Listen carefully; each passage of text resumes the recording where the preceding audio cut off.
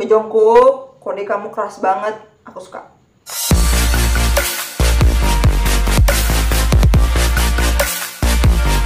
Halo guys, assalamualaikum and welcome back to my channel. Nah, senang sekali kita ketemu lagi sama aku dan Setina setelah sekian lama ya, setelah seminggu lamanya kita nggak ketemu karena aku juga lagi sibuk dan kemarin juga sempet pergi, jadi tertunda lah aku buat kontennya gitu.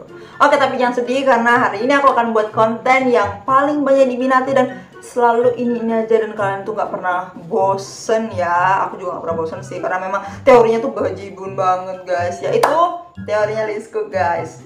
Oke, jadi teorinya Lee Skook tuh udah banyak banget, tapi ya aku mengambil teori Lee Skook ini yang paling ngena banget dan ciduk banget deh pokoknya ya. Jadi ini juga teorinya juga nggak lama-lama banget, juga masih bau-bau baru gitu, masih 2020-2021 gitu lah ya.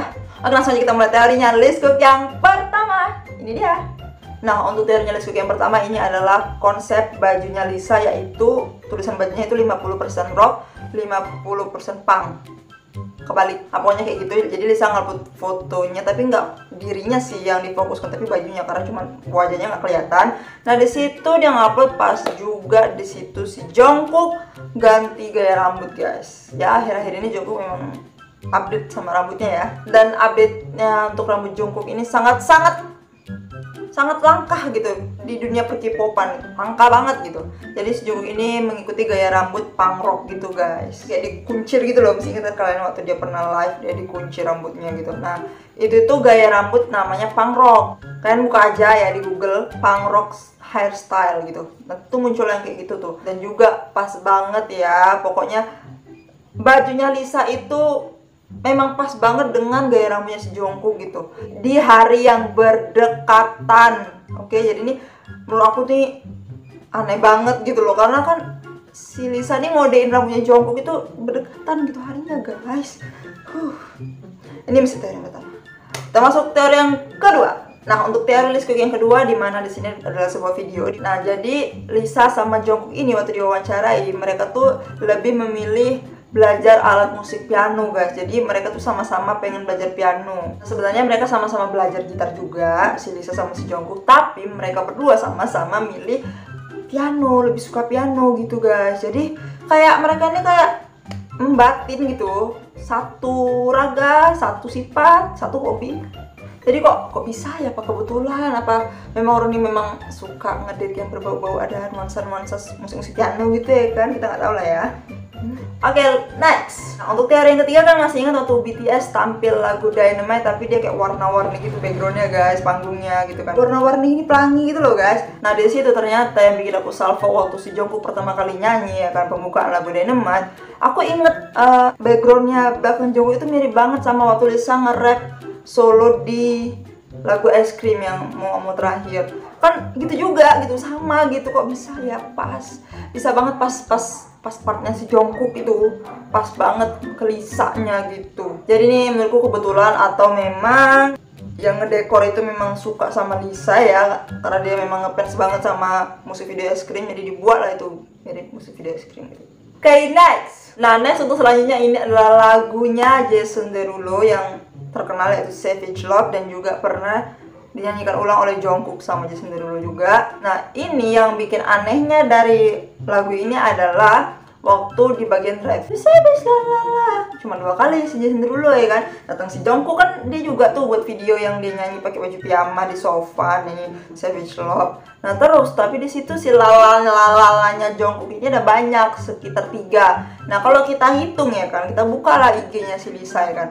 Username-nya Lisa itu kan lalala Lisa M, ya kan? Lalalanya pun ada 3 juga. Dan kayak perhatikan juga mimik wajahnya Jungkook waktu bilang lalalanya tuh nunduk gitu guys, kayak nervous gitu, kayak malu gitu, kayak usaha menyembunyikan ekspresinya gitu loh guys. Oke Jungkook, kode kamu keras banget, aku suka.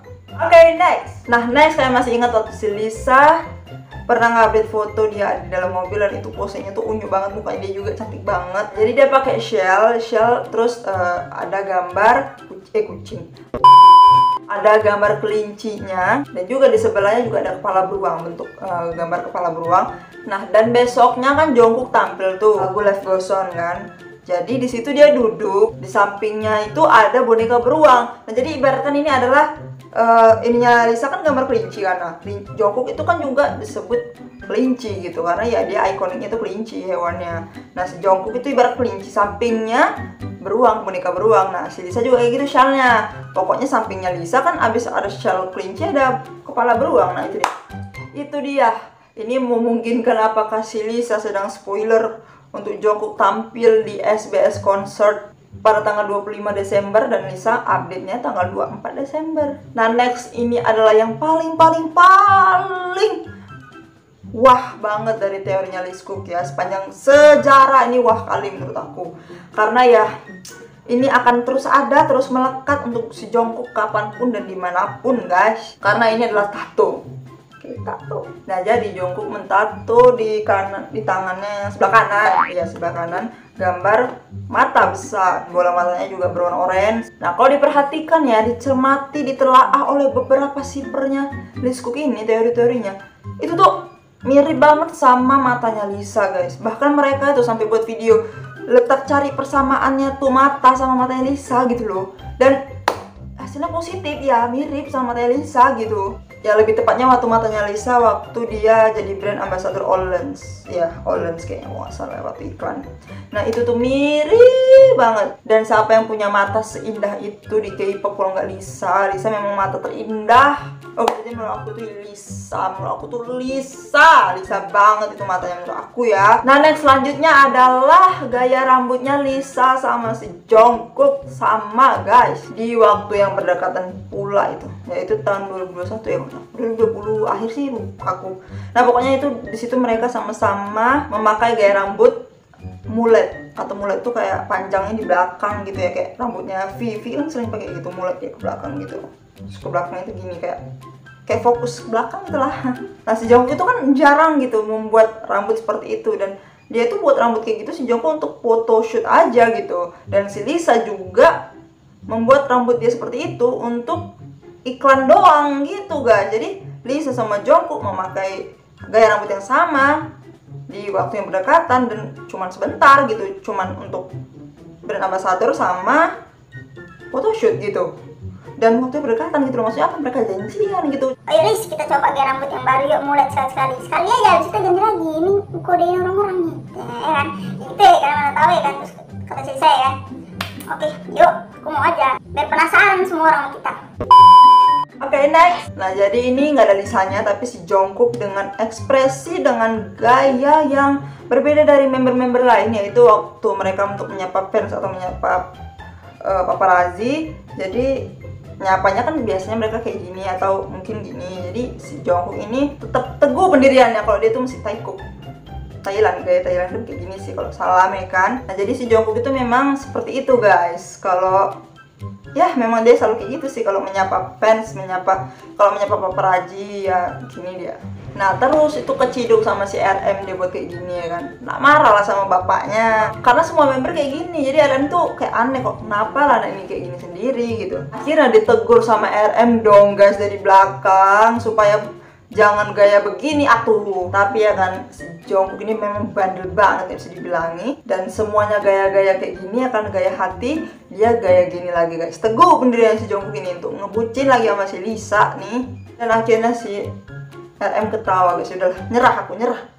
Sampai kapanpun Jungkook memang nggak bisa dilarang ya kan. Ya udah, suka-suka hati ya.